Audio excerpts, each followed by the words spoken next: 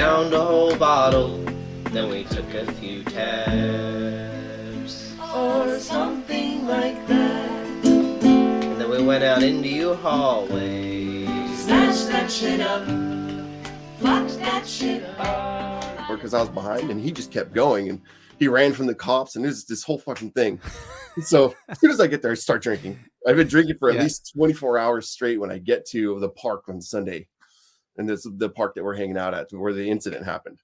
So just like as a preamble, I'd been drinking for a long time. And so a friend of mine was like, here, I've got some Soma. So I took a good handful of those and polished off another 12 pack. And at that point, I was too fucked up to drive. It doesn't happen very often for me. I was like a notorious drunk driver. So I let my friend drive my car.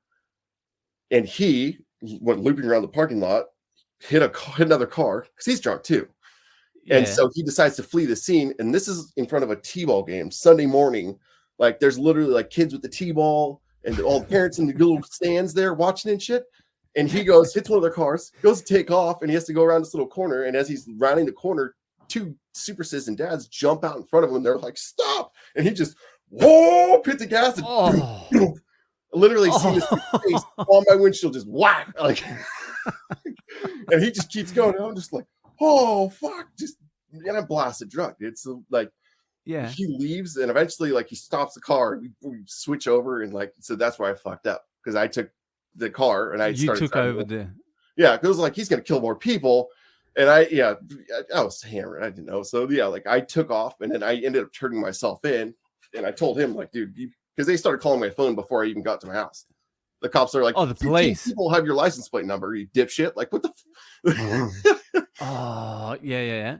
So I ended up turning myself in. I was hammered when I turned myself in, talking mad shit to the cops. Why didn't you just sober up? You could have hid out for like 24 hours, couldn't you? It wouldn't have made a difference because I didn't get charged with a DUI. I was even the witnesses said I wasn't driving at that point. Okay. So like in my drunken stupor, I thought the best thing to do is be like, hey, here's the car. Here's the guy. Because I threatened his life. I was like, you could show up right now, motherfucker. I'll come and kill you. Like, oh, really? You dragged him in as well? Yeah, because I wasn't going to go in there and start ratting him out. I'm not going to go in there with that jacket. Because I was wondering, like, did you take the hit yourself? Yeah, exactly. Like, and so he comes rambling in and I'm like, there's your driver. And they still charge both of us. So because with the same thing, the owner / occupant of a vehicle is just as liable as the driver. So if you're in a drive-by, like an unplanned drive-by, the driver's just as okay. That's fucking brutal.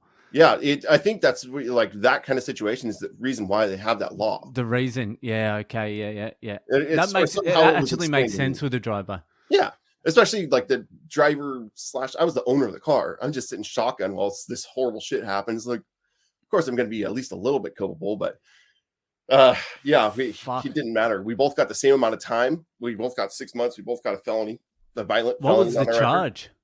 What's that? What was the charge? The charge, they booked me with two accounts of attempted manslaughter. Attempted vehicular manslaughter. No That's what they booked me for. I was like, I'm bailing out and I'm going to go straight to the harbor, steal a sailboat and fuck off. Like, I'm out of here. Like, because I was facing, over a decade. Like, I'll just run, dude.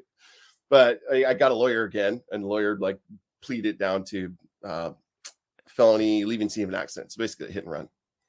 And I did 6 months. I'm like, man. So you both did exactly the same time. Yeah. And actually I had to pay all the victim restitution. So I had to pay like 50 grand in victim restitution because I had to pay for their medical bills and shit. He didn't. Oh my God. This is devastating. That is fucking crazy. This is 2 weeks after I turned 21. Oh my God. I had just turned 20. I wasn't even 21 yet. It was like 2 weeks after I turned 20. And I think I got the guilty verdict like a couple days after my 21st birthday. Fuck. And I'm a felon. What about your mate? Did you stay friends with him? Yeah, he's a good guy. He wasn't, it was happens. just one of those things, yeah. Yeah, I've done way worse. Yeah, I know. We all have. But yeah, that's just one of those things where you got fucking dragged in. So you did 6 months. Yeah. And is that in like maximum security or is that in like mid? So that's a little sneak peek of this week's Degenny Diaries. If you would like to hear the rest of the episode, you can subscribe to my Patreon. All the episodes of the Degenny Diaries and any bonus content will be found on the Patreon. You can find the link to the Patreon in the description of this podcast, or just head to boylecomedy.com and the link is on my website. It's extremely important to me that I never have to advertise on this podcast. I don't want to have to shill a fucking product to earn a living. So the subscribers of the Patreon are the lifeblood of the podcast. You make it all worthwhile. So if you enjoy the podcast, if you get anything out of it, then subscribe to the podcast. It's a pint a month. Become a true Degenny. Support Le Boyale. Your support is unbelievably meaningful to me.